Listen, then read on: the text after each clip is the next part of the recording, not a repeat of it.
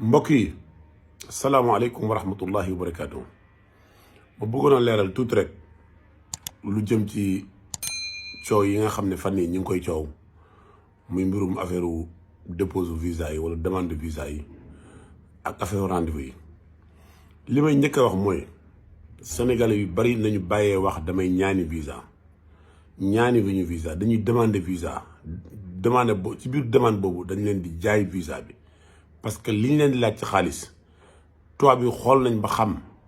papier visa bi suñ ko doon imprimer ñaata leen di coûter courant bi ñu ciy lakk emploi yu ñuy fay et cetera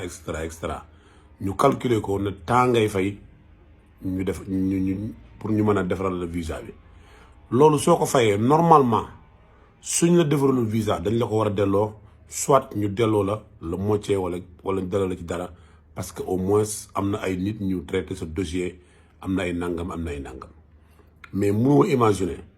nga fay presque 150 € ci biir consulat bi sans compter nag documents yi nga am avant ngay ñëw.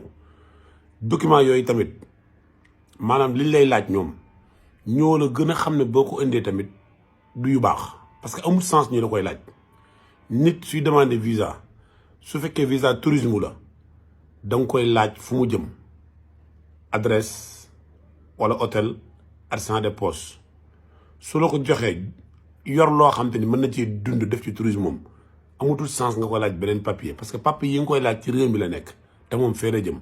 kon kayit yi ñuy laaj ñun kayitu réew mi la te ñun dañoo bëgg a génn réew mi kon ban sens la kayit yi am importance.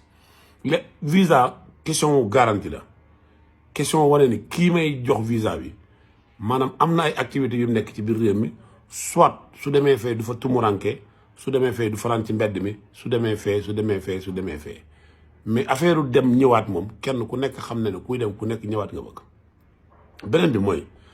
affaire rendez-vous yi bu ñu tooñ tubaab yi jaay ñu rendez-vous sunu mbokk sénégalais yi ne ci service consulat yi wala ñu nekk ci service rendez-vous yi ñooñu ñoo koy jaay. tubaab bi joxe rendez-vous consulat boo gis fii ci réew mi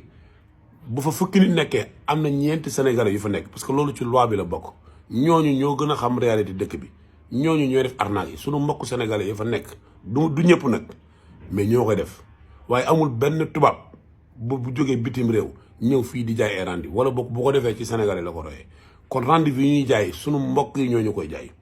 documents yi ñuy traité 90% consulat yi ne ci réew mi yëpp ay sénégalais ñoo fa nekk di traité document sénégalais ni ñoom. parce que ñoo xam réalité réew mi tubaab bi lu ci ëpp ci biir la ñu nekk kon yéen ñiy jaay rendez-vous yi yéen a ko war a bàyyi heure bu ñuy débloqué rendez-vous yéen a koy xam suñu débloqué rendez-vous yi yéen a jël ay passeport yoo xam ne ay fictif la ngeen enregistré ko bu ngeen génnee nag jaay ko bu ngeen gisee client ngeen dugg ci tur boobu changé ko jox ko ki ngeen koy jox waaye loolu moom tubaab bi defuñu ko sénégalais yi ñoom ñooy jaay rendez-vous yi loolu dafa war a leer. arnaque bi ci nekk nag ak xaalis bi ñuy lekk loolu état bi moo ci war a jóg kenn mënu ci dara ko dul état nañu wax état bu Sénégal wala d'une manière générale état africain yi ñu ngi bëgg a rey doomu Sénégal yi. waxuma la xaalis bi de mais nañ leen di maltraité rek da ngay am sa document yu normal am sa ay visa yu bari di dem ak dikk nga déposer visa ñu lànk parce que lan document bi du egg ci consul bi. problème bi mooy tubaab bi respecté nañ doomu aadama respecté boo xam ne xam nañ yoon xam boo xam ne am na kayit yoo xam suñu ko tiimee sañu ñoo bañ a may borom visa mais sénégalais yi nga xam ne ñoo fa nekk 90% yi ñoo dul traité document yi à la normale wala boog ñoo ko dul eggale ci consul bi loolu mooy problème bi merci beaucoup.